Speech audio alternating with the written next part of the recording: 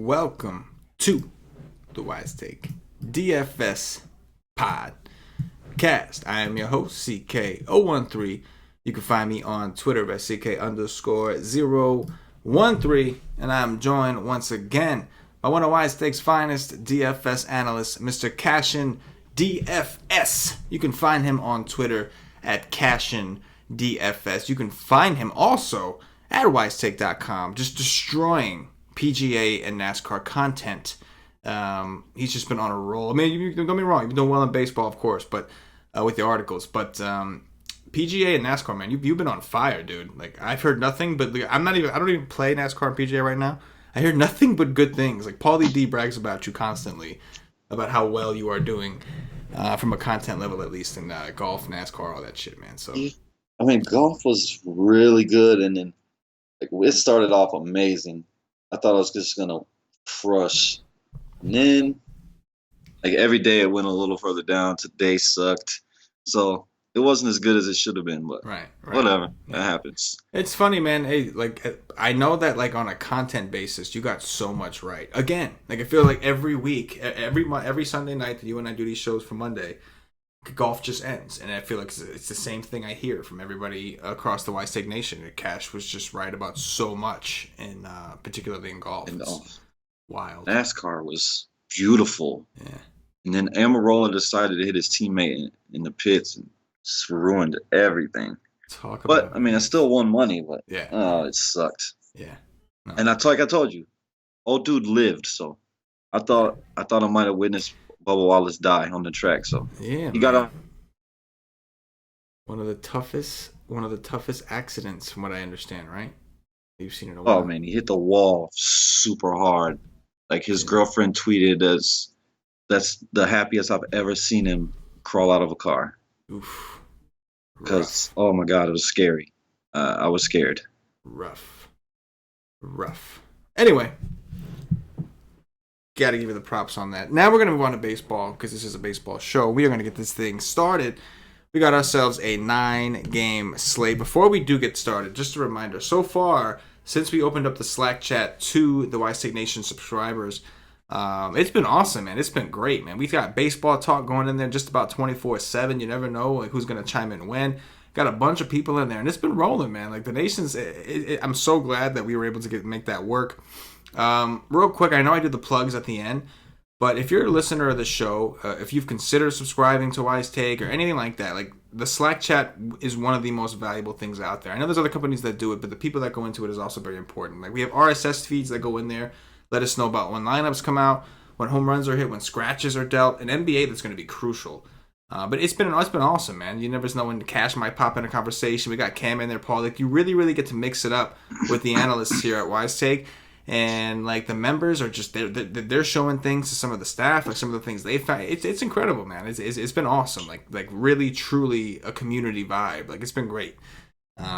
Yeah, I mean, Slack's been one of my favorite apps for a long time. Props to the Cash man who put me on the Slack, told me that was something that we had to look into. So props to Cash Nation. You can thank Mr. Cash over here for putting us onto it, man. It's great. I mean, you don't have to I used to always rely on Twitter, and then with Twitter is more entertainment for me now because Slack just gives me everything I need. Right. It's fantastic. Right. All the important tweets come in through the Slack, so it's Slack is the business, and then of course now Twitter. I just use Twitter to just bash players who disappoint me. That's basically it. It's become my ranting post, so that this way the nation doesn't have to hear me bitch and moan about things. The rest of the world can, and so. That's really what I use Twitter for these days, because any important tweet is coming in through the Slack. So it's at this point, it's just me. I use it to vent and get my frustrations out on guys like Chirinos, who, was terrible. And we didn't even talk about today. Today was good for me. Yeah. We both played Castillo, but I played Baruku. He didn't do great, but he got me a 15 something. He should have got the win. That bullpen blew the win for him at the end there. That was. He should have got the win. He should have got another. No. That was the other way around. Was it the other way around? The White Sox blew the lead for Rodon. Is that what happened? Yeah. Okay. Yeah. See, I played Chirinos, so I checked out. Gave up 2 runs, I think. I played Torino, so I checked out about 3 innings into that game, and I was Early. just like, I got stuff to do today. It's Sunday, and then I ended up doing okay. Like I didn't cash. I cashed in like the 50-50s and double ups I was in. I didn't cash in the tournament, so I did all right. Luckily, Castillo bailed me out big, and Yeah, no, I mean, like, remember, like, yesterday, that's like the first thing I said to you when I was about to start a NASCAR show. yeah. Like, did you watch Castillo's last game? Yes. Like, dude looked like the old Castillo. And he looked real good. That velocity looks like it's coming back too. It looks pretty good. I got to dig in on that, but it looks good.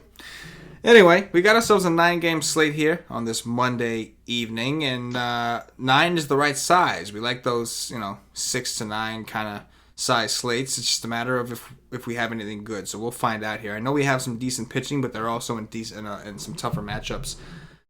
Guys like this first game we're going to discuss, Aaron Nola of the Philadelphia Phillies visiting David Price, the lefty from the Boston Red Sox. Your Boston Red Sox, that is. Total here is 9. Boston minus 145 at home. 78 degrees, 52% humidity in Beantown.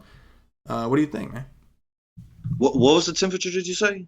78 and 52% humidity. I don't know. I love Nola as a pitcher. It's always tough to play guys against Boston, but the dude's literally giving up no power to righties. He's on the road, so I probably don't use him because his strikeout numbers aren't as good. So I probably don't pull the trigger on him, but he's pretty cheap at 9K. And David Price has been pitching well. Philly has been bad recently against lefties. He's only got 121 ISO, almost 25% K rate. And I just picked on him today, and it was lovely. So David Price is okay at 2, I guess. I mean, I think I'd rather pitch David Price just because of the matchup. Like, it's hard to pick on Boston, especially in Boston. And even though Nola's been very good against righties, it's still very tough. And I probably won't have much bats here at all. I'll probably just fade Boston unless they're going to be really, really low on, and then I could take a chance. No, man, I don't blame you at all. Nola's been really good, but so has Boston's offense. It's really tough. It's a great ballpark for hitting, which is the reason I think the matchup, the ballpark, there are enough reasons there to not want to play Nola at 9K, but at the same time, would it surprise you if he was able to put down the Red Sox? We have seen some pitchers come in here and do exactly that. But usually it's like you expect a left-handed guy to come in and do it, for a righty to come in here. He's a very good righty, don't get me wrong, but it is tough to want to pay 9K for him against the Red Sox. Like, if they were going to tempt us and make him really cheap, maybe I would, maybe I might be feeling some testosterone rolling, maybe willing to throw some nuts on the table. But at 9K, it's just... I mean, that is cheap. I mean, that's it's cheap for him. Nola, it's cheap for him, but it's not quite cheap enough to, like, for the expectation. Like, if I'm playing him, like, I honestly feel like if Nola had a decent game, I'd expect him to have like an 18 or a 19. And while at 9K, that's still around 2x. In tournaments, we want more than that. Like, we really would want him at 9K to go out there and get us at least the 25. And that's the question: is can he get the 25? Especially when David Price, a guy who like I thought was like done, has been pitching really well lately. So that's the other question: is are they going to be able to get the lead? Because you're going to need the win at 9K against this tough matchup, I would think. Yeah, I mean, I would rather pitch David Price, but in tournaments, like, I'm willing to take a shot on Nola. It's just, I don't think, like you said, I don't think the upside is enough. Right. Because they're not going to strike out a ton. Right. I mean, I'm with you. I'm very tough matchup. I don't want to Price pick on is much Nola. better play. Yeah, no, I completely agree. I don't want to pick on Nola, and it's not that I don't think he can shut the Boston down. Like, that's why I don't want to pick on Nola, because I think he could shut Boston down. It's just a matter of how is he going to do it. Is it going to be by pitching to contact, getting ground balls, or is it going to be all strikeouts? When we play Nola, we want strikeouts. And against Boston, it's tough for a righty to go in there and just strike all these guys out. They have such a low strikeout rate, especially at home against righties. So I don't want to pick on Nola, but I don't know if I want to pitch him. We'll have to see what other arms are on here. And I agree. I think Nola's a way better pitcher than Price. I know you do too. But he's got a little bit of a better matchup here. The Phillies, they have been relatively hot. They've been playing pretty well for the most part. But they do strike out a lot. So that's where the difference lies, is that it's the matchup, right? Red Sox really don't strike out a ton. Strikeouts are king in DFS, and the Phillies do. So I'm with you, man. $400 less. Like, it's crazy that that we're talking about playing David Price at 8.6 over Nola at 9K. It's just about strikeouts. At the end of the day, that's what it's about. Who's got the path of least resistance? Who's got a better chance of getting a strikeouts? Because strikeouts is upside. Strikeouts is floor and upside. Because if a strikeout guy goes out there and gives up 4 runs, but he gets 10 Ks, he could still do okay. If a guy goes 7 innings without giving up a hit, but no strikeouts, he's got he gives up a couple runs, 1 bad inning, and that's all undone, and you're just screwed, and you have no floor. So I'm with you. Yeah, man. I mean, you look at it as they even out each other. Right. Like, if you give up 4 runs and only get 4 strikeouts, it's a nothing. 0. Yep. Because, nothing. you know what I'm saying? Yeah. Absolutely. I completely agree. So I'm with you. Like, I don't mind, obviously, a Rhys Hoskins. I'm totally fine with that kind of thing. I know Franco's been kind of hot, but for the most part, I'm with you. I think that David Price is actually kind of interesting in the matchup, though it's a bad park. And Nola tournaments, sure, maybe. But again, I think we're a little concerned about what upside he has in this matchup. How many teams do you think you'd have to make a Nola team? Probably not that many. Probably like maybe, I would say probably like 3. Like, realistically, if I'm doing like 2 main teams, I don't think I can go there. But if I was doing a third and I got the other pitchers that I wanted to cover, I could probably do it in a third team. Just because it is Aaron Nola. You know what I mean? I think I would need more. Need more? I understand.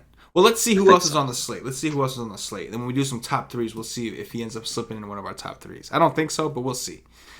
Let's talk about this next game. Wai-Yin Chen, the lefty from the Miami Marlins, visiting Julio Teheran of CashinDFS's Atlanta Braves. Real quick, Cash, before we talk about this game, what is up with these young, white, privileged-ass pitchers and racist tweets? Like, what is up? Did you hear about Newcomb? What happened? He apparently, similar to Hater, he got caught. Like, somebody dug up his tweets when he was like 18, and they found him like dropping the N-word, talking like giving homophobic slurs, racial slurs. Like, what is up with these young, white, privileged-ass pitchers? They can't keep, like, why must you go on Twitter and use that as a platform to just hate? Like, why? Like, even if you're joking, it's not funny. Like, why? Like, it's not a joke. Like I'd love to see Newcomb go up to, like, I don't even know. Like, I'm trying to think of something. Like, I'm going up to somebody and talk like that and like tweet. You know what I'm saying? Like it's like a trend you're seeing amongst these white communities or something. It's like, it's crazy. I mean, he might be rich. Like, if he comes to where I'm from and like he won't make it out. That's what I'm saying. Whenever I go, like, I remember like going to visit to like some white neighborhoods, and you'll see some kids in an all white neighborhood, and they'll throw around certain words because they don't feel like there's nobody here. Like, you would not say that. No. I want to see you go to a different area and talk like that, whether you're kidding or not. I want to see you go to a different area and talk like that. So when I got like Newcomb, it's like, come on, man.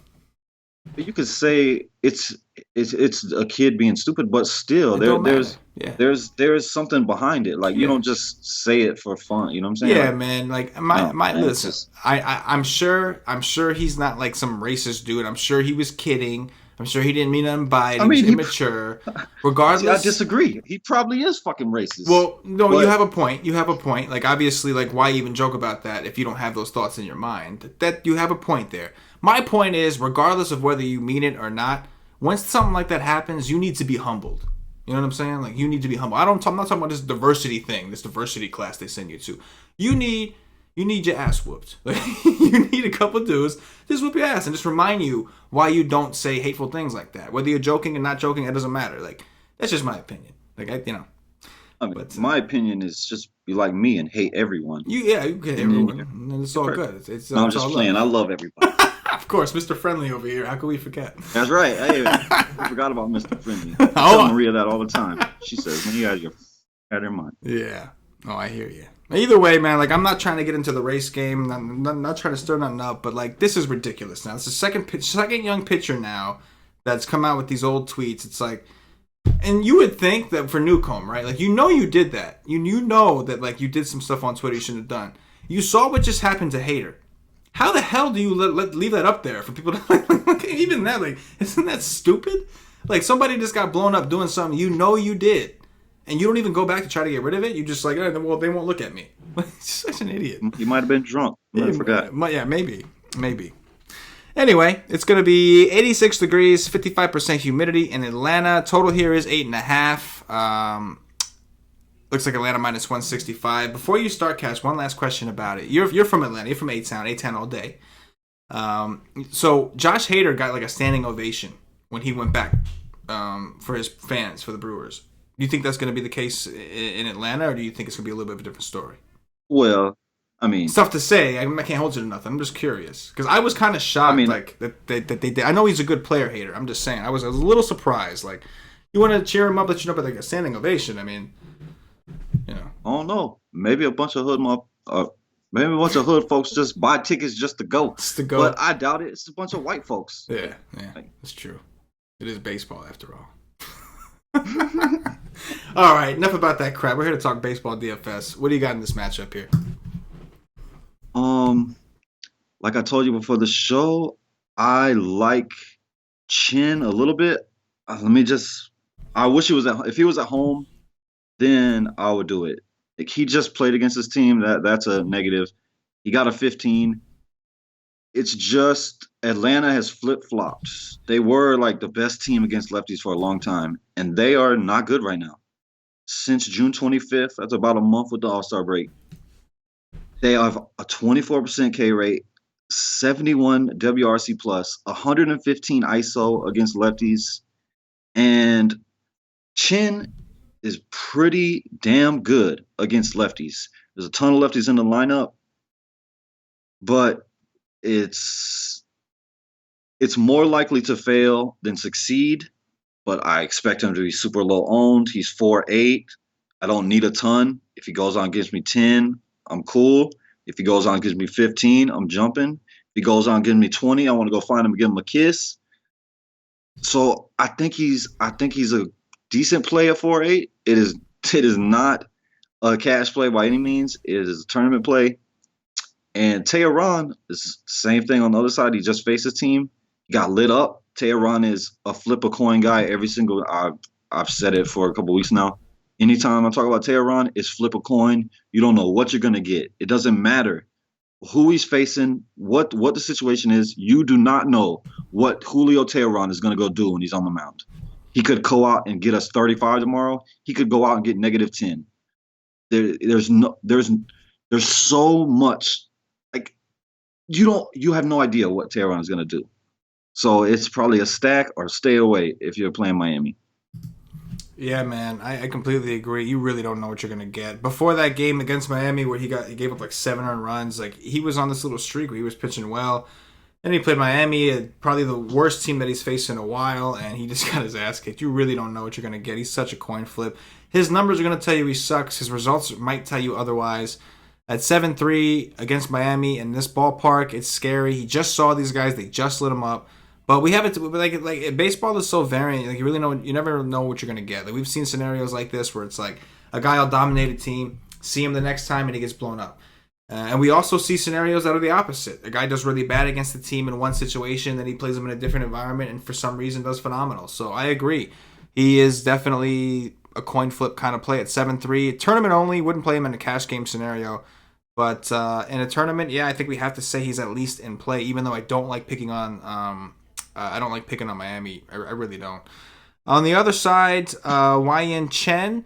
I hate to say this, but we've seen the Dodgers. So Stripling's a righty. Before Stripling, the Dodgers sent out 3 lefties in a row against Atlanta, and all 3 of them had great games. We saw Rich Hill, Clayton Kershaw, and Alex Wood go out there and just make these guys look terrible.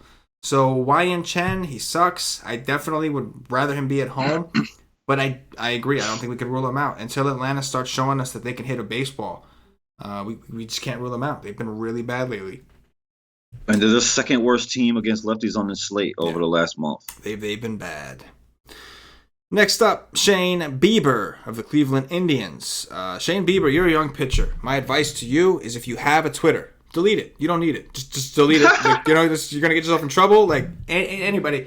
I'm looking at the YouTube chat real quick, and a lot of guys, they're on the right tracks. Athletes should not have social media. If you're an athlete, you don't need social media. You're a walking social media. Like, the eyes are on you all the time. You don't need no social media. Just walk away. It's not that important. walk away. With that said, Shane Bieber of the Cleveland Indians visiting Irvin Santana of the Minnesota Twins. Irvin Santana, that's a name we haven't heard in a while. Total in this game currently sits... He did. Total in this game currently sits at 9.5. Cleveland minus 126 on the road. 80 degrees, 46% humidity. What do you got here, Cash? I mean, Irvin Santana came back. He threw 97 pitches his first time out. I'm not going to probably play him today. I got to see a little more. And we all know Cleveland is one of the best offenses in the game, even though they can struggle on the road.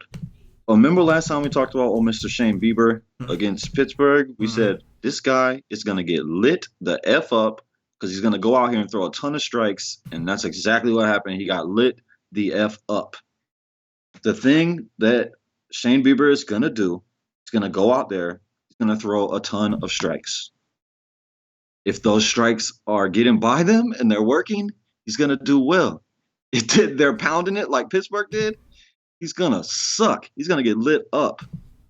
I don't know. He's given a massive hard contact to lefties. Massive. The matchup is good for him. I think Bieber is a decent play, but I don't know. I don't know if I'm going to go to it. He's better cash play than tournament play, in my opinion. Yeah, it's funny. Like, when you look at Bieber's numbers, like, his xFIP is phenomenal. He's got an xFIP under 3, even with getting blown up at his last X amount of starts. But it's just his numbers to righties and lefties is night and day. It's just too different. Minnesota just has too many lefties they're going to throw at him. And it's just tough. Minnesota is a team that does typically play better at home. Now, I'll say this. They don't hit sliders and curveballs very well. Like, they hit fastballs. They can hit changeups sometimes, but they don't hit moving balls very well. Shane Bieber is going to work in some sliders and curves. But for the most part, like you said, Cash, he's going to throw a lot of fastballs and he's going to throw a lot of strikes. And that's just, I don't think that's a good combination when you're struggling that much against lefties and you got a team that's full of lefties. And mind you, like, they had a decent series in Boston. Even with trading Eduardo Escobar, they had a decent series in Boston. So it's tough, man. I kind of like the Twins. There's a lot of lefties over there. And even the righties. Miguel Sano's back. He's a strikeout machine, but he also does have mega power. Brian Dozier, not really sure, man. I saw an article earlier today about, like, the Twins are trying to unload him. Like, they'd like to be able to trade him for the trade deadline. And if Brian Dozier was having, like, any kind of year, like last year before, whatever, he'd been gone. But he is so bad this year that I think the teams are worried about taking him. With that said, though, you could say he's auditioning for a potential trade deadline last-minute move onto a playoff team. So I like the Twins, man. I do. And I know that without Eduardo Escobar, it kind of sucks, but they got a lot of power. Bieber's bad against lefties. They got a ton of lefties. So I think I do like the Twins. No, but, like, Eddie Rosario is so expensive every day. He is. Very. I mean, I like Lomo.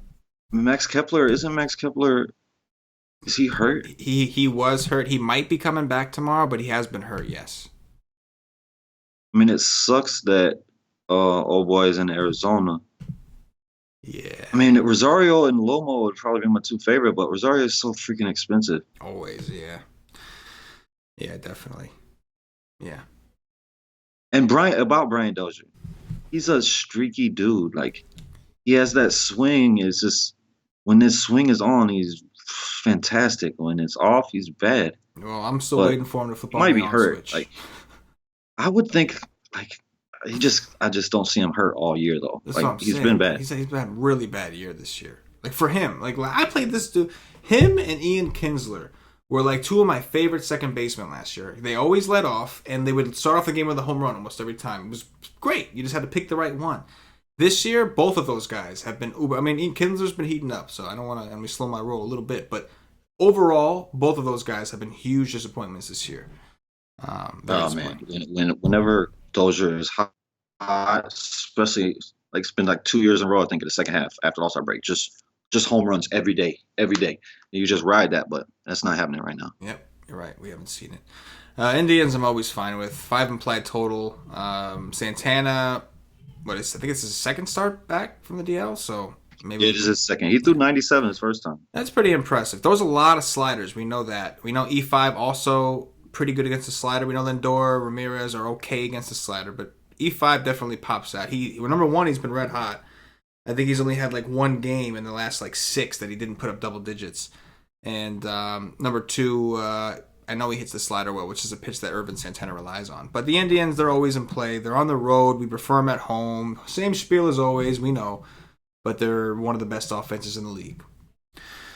Next up, Tyler Anderson, the lefty from the Colorado Rockies, visiting Carlos Martinez of the St. Louis Cardinals. Total in this game is 8.5. Cardinals minus 143 at home. It is going to be 74 degrees, 77% humidity, although it looks like we have a 34% chance of precipitation, so we might have a little bit of rain, but assuming that there is no rain, what do you like here? Well, Martinez is coming off oblique. Like, one thing that I've learned, I don't play pitchers coming off oblique injuries. Like, it's just been bad for most of them. They get rocked usually. So he would be a pass for me even against Colorado on the road. And Mr. Tyler Anderson is very interesting to me. I've been playing this guy a lot. It's just, I think I just see it going, it's going to be good or bad. I think St. Louis gets to him or they don't. I don't know. I mean, they've been good against lefties recently. I don't know what I'm going to do, and I don't think I'm excited to play the bats.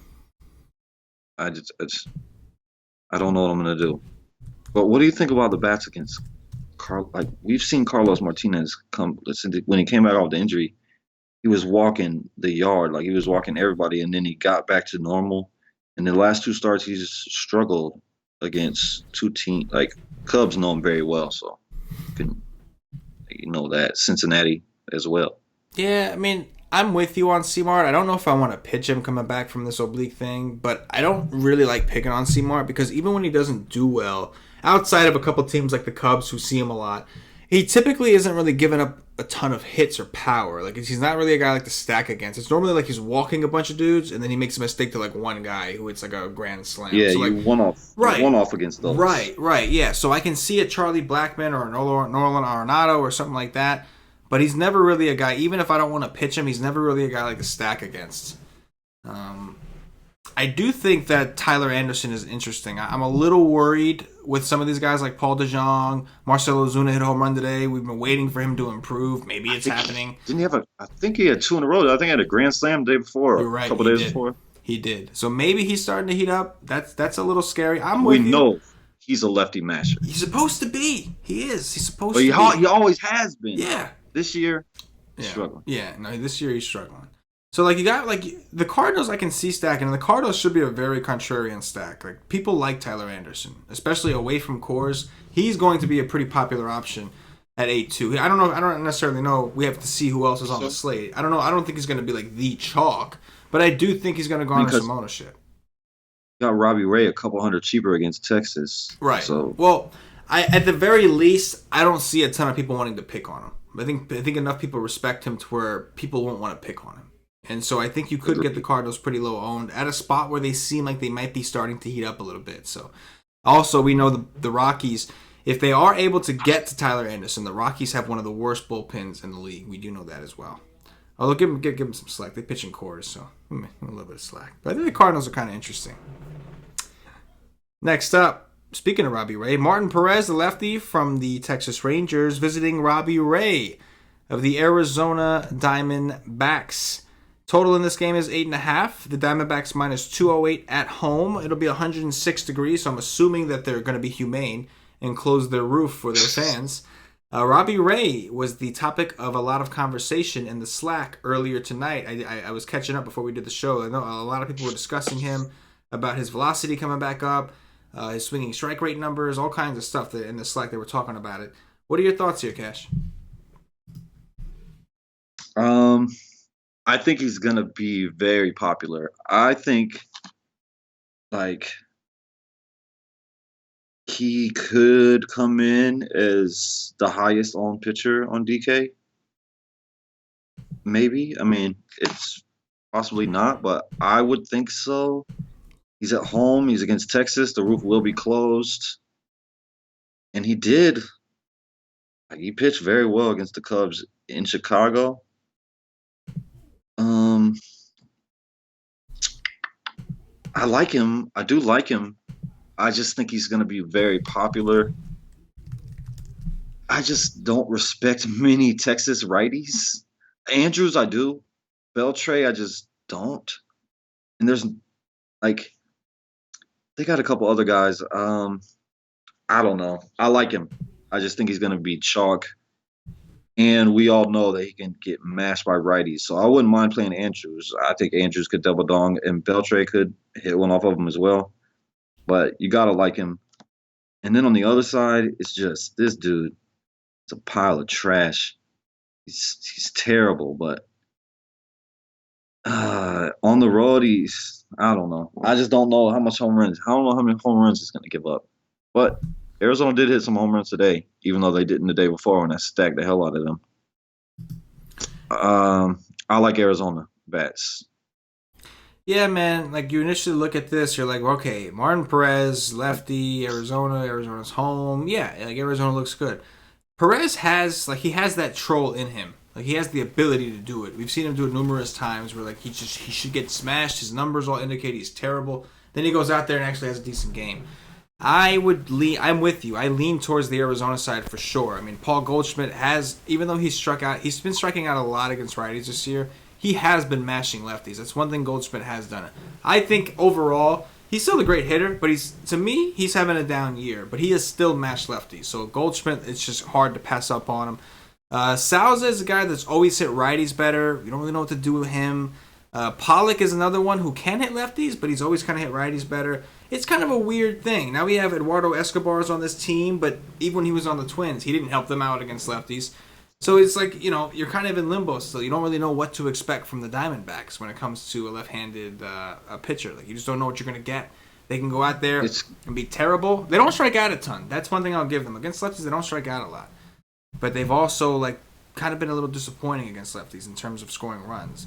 I mean, you got guys like it's Goldschmidt and it's Goldschmidt and Pollock for me. Agreed. Like, both their ISOs are close to 300. Agreed. Against lefties the last couple of years. Yeah. But there is one Texas bat that I like, and I like a lot. I like him all the time against lefties. Chirinos?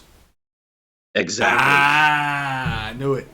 I like him a lot. Yeah, no, I agree. As far as Robbie Ray, on paper, seems like a pretty good spot, right? Like, we got the Rangers away from Texas. This ballpark has not been a very good hitting ballpark this year with the humidor, whatever you want to say.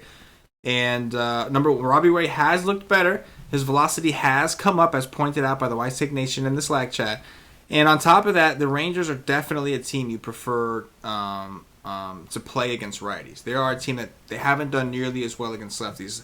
The guys that we like to play from the Rangers, Shin-Soo Choo, Ronald Odor, they're left-handed. Guys like Adrian Beltre, they've been hitting righties better than they're hitting lefties. Robinson Chirinos, however, is one guy that I agree. He's one guy that smashes left-handed pitching, and I do think he is definitely in play. Kind of expensive, but he has been also hot, so I do like him as a one-off. Joey Gallo, I'll say this. If Joey Gallo plays, and I don't know if he will, if he plays, it's the weirdest thing. He's mashing lefties lately. Lately, that guy's been smashing lefties on the sneaks. Every time I play Joey Gallo lately, it's been like he doesn't do shit against the righty, and then they bring in a lefty specialist against him, and he hits a home run off the lefty. It's happened at least twice out of the last 4 times I played the guy. It's wild. But he might not. I was gonna say Gallo, but I don't think he's gonna play. He might not play exactly. I'll play him against lefties, righties. I don't care. His power doesn't matter who's on the mound. He has power on both sides. There is nothing like a Joey Gallo home run. When he hits a home run, it is just smashington. It is just. I mean, I could argue Crush Davis. Yes, I agree. This is true. I may be exaggerating a little bit, but it's impressive. It is definitely impressive.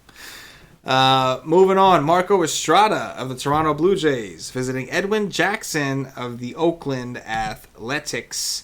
The Oakland picked a hell of a time to go cold. They were hot as hell. Then they went into Coors and just went completely cold. It was pretty crazy. It was good for me. I rode them like a mother. I was riding that thing in Texas, and I didn't play one bat in Colorado. There you go. Although I will acknowledge, Crush Davis, I needed that home run he hit me today. I needed that desperately.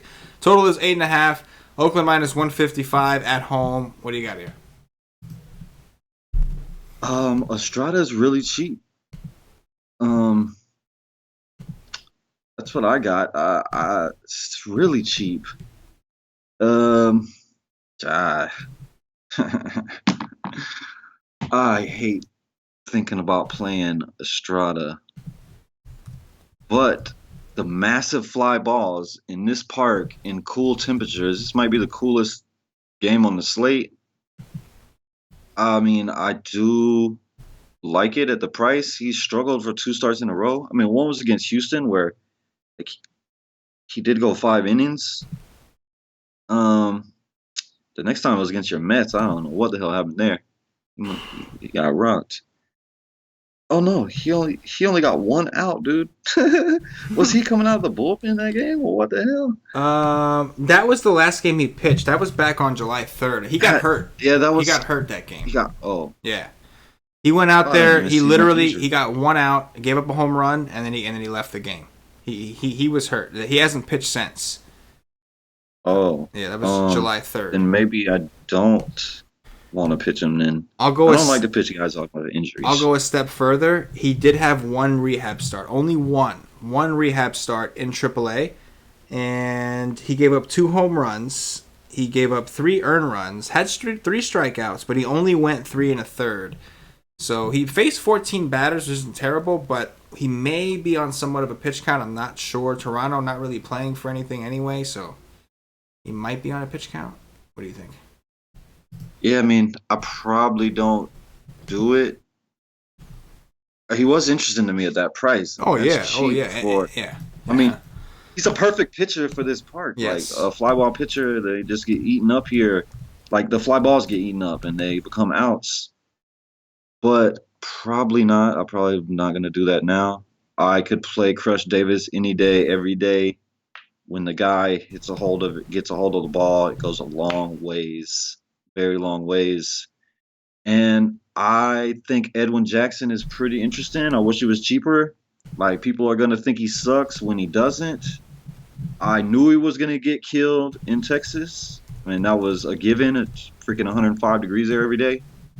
Like I knew that was happening, and I knew that was happening, and I hope it happened so I could play him his next matchup.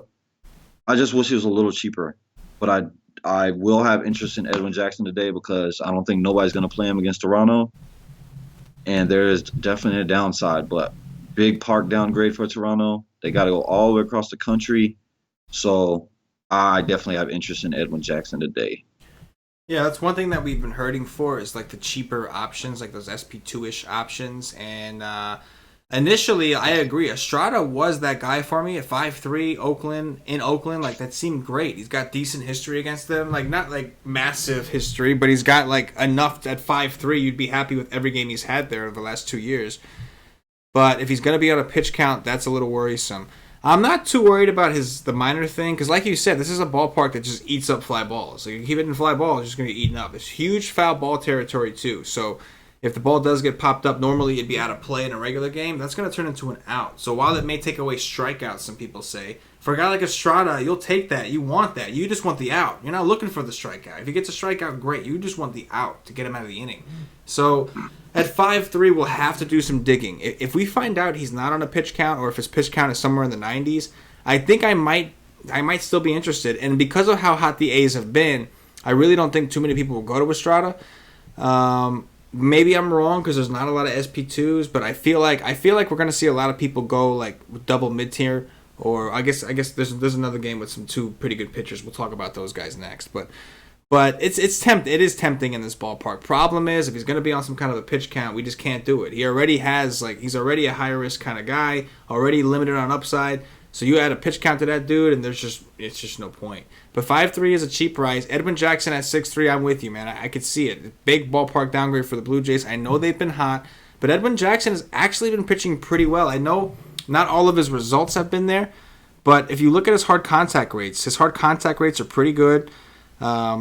His xFIP so far this year is in the 3s. Like, it's decent. Like, I really don't mind Like it. that's what I'm saying. Like people will think he sucks, but they won't look deep into the numbers and be like, he really doesn't suck. He pitched in Texas and he's had some bad luck. But I mean, I just wish it was cheaper. But my question to you is, if Marco Estrada does have a pitch count, Does Wee and Chin interest you anymore? I mean, oh god, oh man, oh my god, oh my god. No, because I'd rather pitch Edwin Jackson. How about that for an answer? How about that for an Yeah, I answer? agree. Oh my god. We'll have to dig in on that guy in the strategy session tomorrow for show. Next up, Derek Holland, the lefty from the San Francisco Giants, visiting Eric Lauer, the lefty from the San Diego Padres. Total here is 8. San Diego minus 102. They're actually the underdogs. It's very, very close. At home, 76 degrees, 70% humidity. A lot of humidity out there. Well, it's the night before. We'll see if that holds up. But if it does hold up, it's a lot of humidity in San Diego. What do you got here, man? Eric Lauer is a huge no. Like, these guys are not striking out against lefties right now. That's just a big no. If Nick Hundley somehow cracks the lineup, sweet baby Jesus, I need Buster Posey to just go the hell away. Buster Posey is garbage. Nick Hundley is absolutely murdering lefties. I love Nick Hundley if he cracks the lineup. Buster Posey, just break a leg for me, please, bruh. Break a leg, please. And on the other side, I like the stack. If I'm not stacking it, maybe I'll do a Renfroe or Villanueva or Myers or Margot. One off. Oh, no, probably not Margot. I would try to get the power with Myers, Villanueva, Renfroe. But if I'm stacking it, I'm including Margot. Derek Holland can be very irritating to stack against. You just watch him and he just piss you off to no end. But Renfroe against a lefty, I'll play him against Chris Sale. Chris Sale is the best pitcher in baseball. I will play Hunter Renfroe against Chris Sale, no problem. We know Villanueva. The ISO has come down. It's not 700 no more, but it's way up there. I think San Diego is a very good tournament late night hammer stack that could go off. Yeah, man, I actually agree with you. I think that just looking at the implied totals, this total is 8, which isn't great, but the Padres are projected for 4 runs. So again, I'm not bragging; it's nothing to brag about. But what I think is interesting is the temperatures here. So we got like 76 degrees, isn't super hot, but it's fairly warm. I know that they're having a heat wave over there in California.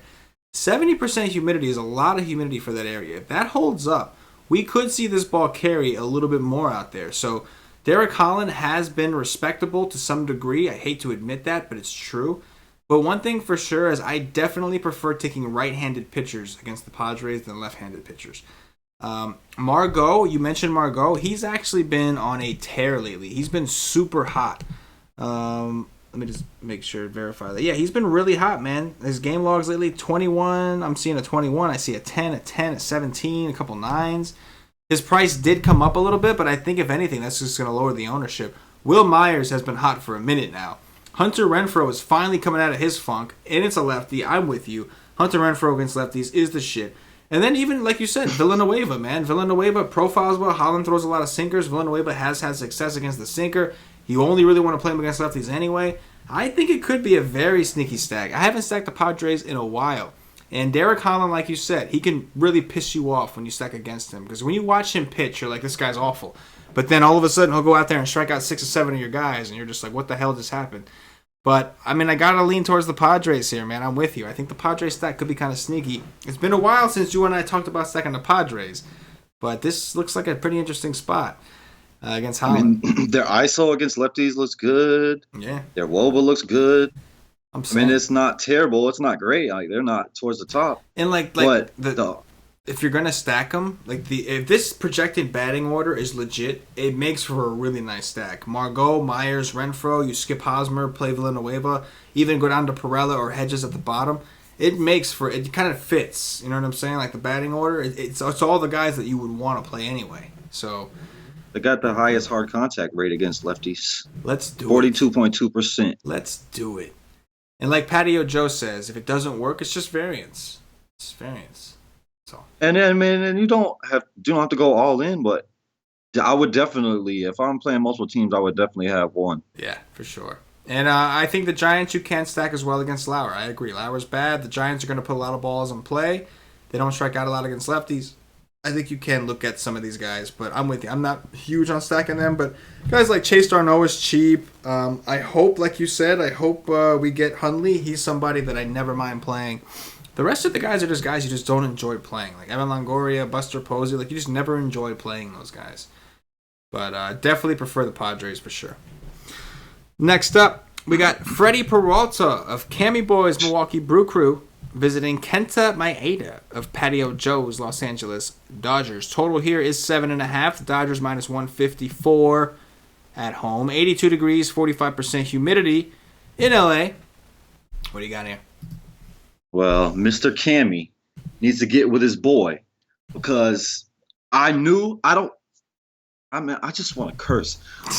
I knew for a fact that when he first came up, that was not real. It is not real. You cannot throw 80% bad fastballs and live in Major League Baseball. You're gonna get crushed. The dude is not good. He's not good. He was an anomaly. It's insane. The dude's fastball is not good. It's not good, and he throws it 80% of the time. He is gonna get mashed eventually. It's happened the last 2 games. The Dodgers are clearing away the number 1 stack of the day for me. It's not even close. Against righties right now, they're absolutely inferno. Just inferno. The ISO is unreal. I love it. It just gets me chubbed. I love the Dodgers. This guy blows. This guy is not going to live in Major League Baseball throwing 80% of a bad fastball. I don't give a damn where it's delivered from or nothing. I don't care. Dude's fastball is not good, and he throws 80% of the time. That's what I got to say about that guy. I was just waiting. I was getting so pissed that he just kept going off every day. I'm like, this guy is bad. This guy is bad. It's not gonna last. That's what I got to say. That's all I got to say. I love it. What about Maeda? Any love there? I mean, there's upside. That's for sure. I don't know. I just the price. I was riding the guy for a while before he got hurt.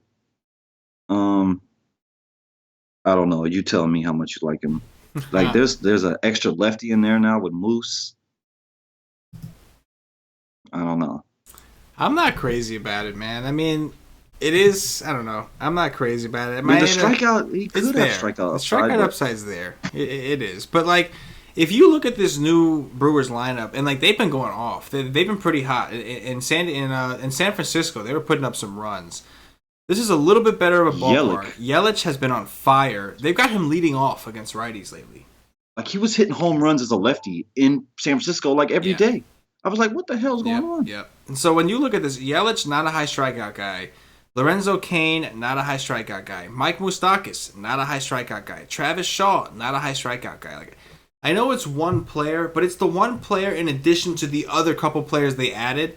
I'm a little concerned that maybe the Brewers aren't going to be striking out as much, at least not to righties, because Yelich, Shaw, Moustakas, those are 3 lefties right there that don't strike out. So maybe you can give maybe a little bit more to lefties, but I'm a little concerned that Moose is going to change the dynamic of that team just enough to a point where maybe the strikeout upside isn't going to be as strong. Like, obviously, Eric Thames is... Yeah, it's Thames and Pena. Yeah. It's the real 2 strikeout guys. Right. And even Aguilar can strike out. But at the same time, Thames and Aguilar have massive power. So there's a risk. It's just, so like paying that much for Maeda, I think a lot of people may go there. Because, he's not as expensive as Garrett Cole. It's the Brewers. I think people in their mind, Brewers strikeouts. And, like, I get it. But I have some concerns. As far as Peralta, I don't want to pitch Peralta. I like the Dodgers for sure. I've been riding the Dodgers a lot lately. The only thing that concerns me is they did just fly yesterday from Atlanta all the way back home to California. So they did fly across the country. That's the only thing. They got killed yesterday. They did. By the racist guy. That's the only thing that bothers me. Aside from that, I'm with you. I don't see how, if a guy's going to throw 80% fastballs to you and you're the Dodgers and you've been crushing fastballs and you've been crushing everybody, like, I don't see how you don't hit this guy. Especially after getting embarrassed 2 games in a row by left-handed pitching. Like, they've got to be so happy to see a righty again. it's not even a fastball. It's just a bat. Like if it was Garrett Cole's fastball, Right. like maybe this guy's fastball is just 90 miles an hour. It's averaging 90 miles an hour. That's it. I'm with you. I mean, it's under vertical movement is just like it's just not good. No, it's not good. No, I'm with you.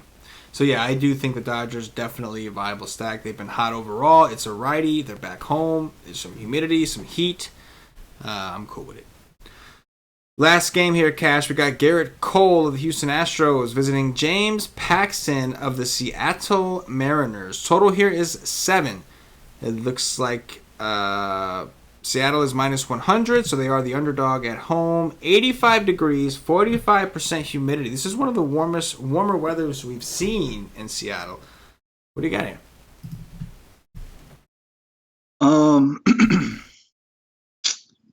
Oh man, like I like Cole because Seattle has not been very good against righties, but they're still not striking out. Like it's less than 18%. I just don't know. Garrett Cole is amazing, so he's not. They shouldn't throw many lefties out there. Garrett Cole against lefty is just don't want to do it. Like he's just killing them. But maybe the coach is an idiot and he just tries to throw out every lefty he can because Garrett Cole's a righty, which a lot of coaches do that because they're idiots. But I don't think I'm going to pitch Garrett Cole. I just don't think he has the upside. And I know for a fact, for 100% fact, I'm not pitching Paxton. I think he could be popular. I hope and pray he's popular again. I was so angry last time he got scratched. Houston will strike out more than what the Giants will right now against lefties, but their strikeout percentage is low. He could be fairly popular at home against Houston. I don't think nothing too big because it is Houston at the end of the day. I'll probably just stay totally away from everything here unless I wanted to just stack a team, and it would probably be Houston. I'm not stacking Seattle. That's 100% sure. That would never happen. Yeah, I'm with you there. Not going to stack Seattle. I think Cole is fine. I think in cash games he makes for a fine play. I expect him to do well. He is very expensive. I don't typically like to pay up too much unless it's a guy like Chris Sale or a guy that's been on a dominant streak like Chris Sale. So I don't know if I make it work. Obviously, I have no qualms with it. I'm totally fine with Garrett Cole, and I'm not going to pick on him either. As far as Paxton, I do have interest in Paxton. I'm a little concerned with his health. Like, he had a back issue. He missed some time. He threw like a 45-pitch bullpen session. He was supposed to start. His back stiffened up again, and then he missed that start against the Giants. And then now they're saying he threw a 32-pitch bullpen session on Friday, and he felt good Saturday. So now he's supposed to pitch on Monday. And no indication of how much. Is he on a pitch count? Dude has a bad back. What's going on? No idea what's going on. What I do know is he's actually got really solid history against Houston. He's had his entire, since 2016, he's played Houston 9 times, and he's had 2 bad games against them. 2 bad games out of 9 starts. Last year, he played them 4 times, only 1 bad start. This year, he's faced them twice already, put up a 25 twice, and then in 2016, he faced them 3 times, he had 1 bad start. So I do have interest in James Paxton. I don't think a ton of people go there just because it is Houston, and we know they don't typically strike out a lot. But for some reason, Paxton's had a lot of success against them. The issue is he's not cheap. He's still expensive at 9.6 on DraftKings. So I have to know if he's on a pitch count, and that I don't know right now. But if he's not, I would like to try it. But this is a huge risk, man. He's expensive. He's coming off an injury. He just got scratched because his back went sore again. So it's like if that happens in the middle of him pitching, you're screwed. You know what I mean? So I am a little. That's why I wouldn't do it. Typically, I would be interested because I'm a big James Paxton fan. Right. But I can't do it. Yeah, there's some things that'll make you nervous, but I do think. And what if he gets scratched? Say he gets scratched after lock. I think a lot of that ownership's going to go to Maeda. Yes, yeah. And that would make me in a real low dollars, just want to stack up Milwaukee for like, you know what I'm saying? I don't mind Low it. ownership. I don't mind You know it what at I all, mean? man. I think that Milwaukee's lineup, man, like number one, we know Cam always tells us the Brewers are streaky, and right now I would say they're more on the hot side. I mean, they've been putting up some numbers against the Giants over there. That's not an easy ballpark to put up runs, and they've been doing it. I'm with you, man. I don't think the Brewers are a bad stack out either way. I think they're. I mean, I would need mad lineups. There's a lot of other offenses I prefer, but I agree with you. If Paxton were to get scratched, that's only going to raise the ownership for Maeda for sure. And that is going to do it for the game-by-game breakdown. At this point, I'm going to remind everybody, if you haven't already checked us out at whitestake.com, I don't know what you're waiting for. We've been pushing the day passes on these things, and if you want to try out our content, I definitely would recommend a day pass, $2.50. You'll get access to our strategy session tomorrow, which is be about 1 p.m. Eastern. We actually do our research with you, show our screen, go through a bunch of stats with you, explain our thought process. There's a chat involved. It's interactive. You talk to us. You talk to the other members of the nation. You'll get the Y stream at 5:30. It's a stream that we do an hour and a half before lock. After we've done our research, our guys actually tell you who they're on, what they found. We go through every game, give analysis. After our research, of course, CashinDFS will be writing the GPP article tomorrow. Johnny the Freak on the Cash Game article. Cam will be doing his cheat sheets. We'll have the expert poll. Great time to come and check us out. So $2.50 for that. If you want the Slack access, you want to be added to our awesome Slack chat. That is only for monthly members or more. So you got to be ready to commit at that point. Sign up for the monthly plan. Click on the Slack link on whitestake.com. You'll get all the instructions there. Send us an email. And get added to the Slack. That's clutch. That thing is going to be huge. So you want to try a day pass just to see what the content's like? Go for it. I'm sure you'll love it. But when you're ready, the minute you get that, when you're ready, make sure you sign up for the monthly. Get added to the Slack because that's where it's at. Things go down in the Slack for real. With that said, Cash, let's do some top threes, man. Let's see who makes the list. Top three pitchers, man. Who you got? I mean, it's tough. Like the three best pitchers on this slate all have bad K matchups. Cole, Paxton, and Nola. My God.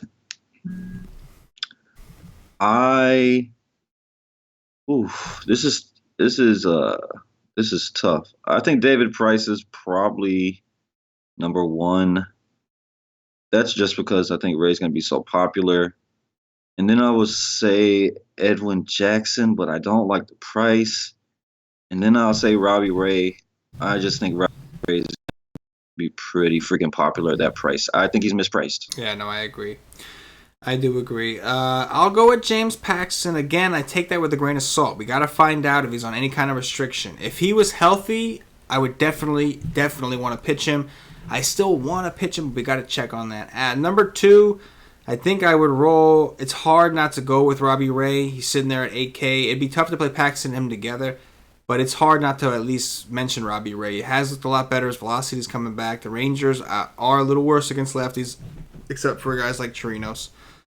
And then for a third pitcher at this point, oh man, it's tough, man. Like at this point, it's tough. Like it's kind of all mixed in together. I guess I'd have to go with. I would love to say Marco Estrada. Say Chin. Sure. Chin. Yeah. I just don't have the heart to do that. Like I just if I say Chen and said like, don't get me wrong, like I'm gonna dig on Chen tomorrow, but if I say Chen and somebody actually plays him because of that, I'm just gonna feel horrible if he has a bad game. Like, hey, bro, I'll say it. I was gonna say it after you got done. Chin is my donkey play of the there day. you go. Like they're gonna look at the numbers for Atlanta, they're gonna be like, oh, they're so good, but recently they're striking out over 24% of the time. No ISO at all. It's 115. Like. They have been bad. I'm curious how Chen is. Let's see how Chen has done against the Braves. Over his, and I know that they're I bet worse. you the Braves have killed him. Not as bad as you'd think. I mean, he hasn't played him a ton lately, but it's not as bad as you would think, actually. And May 20th, he put up a 14. That was in Atlanta, too. Dun, dun, dun. Maybe. I want to say Estrada. If Estrada was going to get a full pitch count, I'd go with Estrada. Right now, we don't know, so kind of leaves us in limbo. Top 3 stacks, Cash. What do you got? Hold on one second. The Dodgers are number 1 for me.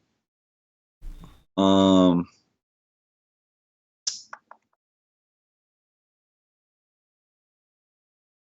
else? I will say Cleveland and the Padres. I will go with the Minnesota Twins against Biebs. I will go with the Padres, and then I will go with the Los Angeles Dodgers. I want to say Arizona, but yeah, I hate this dude. Yeah, me too. He's a troll. Dong Watch, who's going yard? Who the hell knows? Would love to say Bellinger, but seems like he can't ever hit a home run at all. Yeah, he's been weak this year for the most part. Disappointing for sure. I would say Yasmani Grandal. Yasmani Grandal. I will go with give me Hunter Renfroe. Let me get that out the way right now.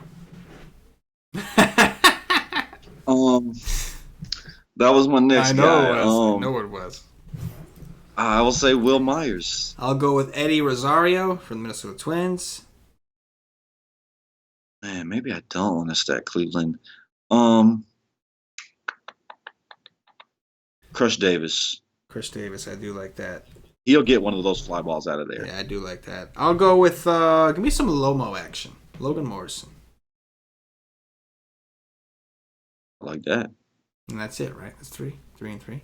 Yeah, there Yep, we go. that's 3. That is going to do it for the Why Say DFS podcast. If you're watching on YouTube, please click that thumbs up, subscribe to the channel. If you are watching us on Facebook, give us a like and a share. Support the Why Say Nation. If you're watching on Twitch or Twitter, give us a follow, give us a retweet. And if you're listening to us on Podbean or iTunes, give us some 5-star reviews. Help bump us up those charts.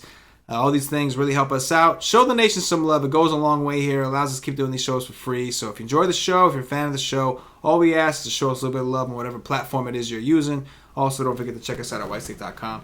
Cash, anything in closing before we get out of here?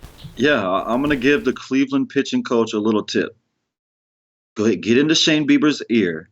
Tell him, don't throw so many strikes against lefties because, good God, they're pounding this dude. They're pounding this guy. It is true. It is true. Words of wisdom from Coach Cash. Remember, don't forget the NBA movement we had. CashinDFS for Coach. We put a dent somewhere. I'm pretty sure. You were close. Throw it.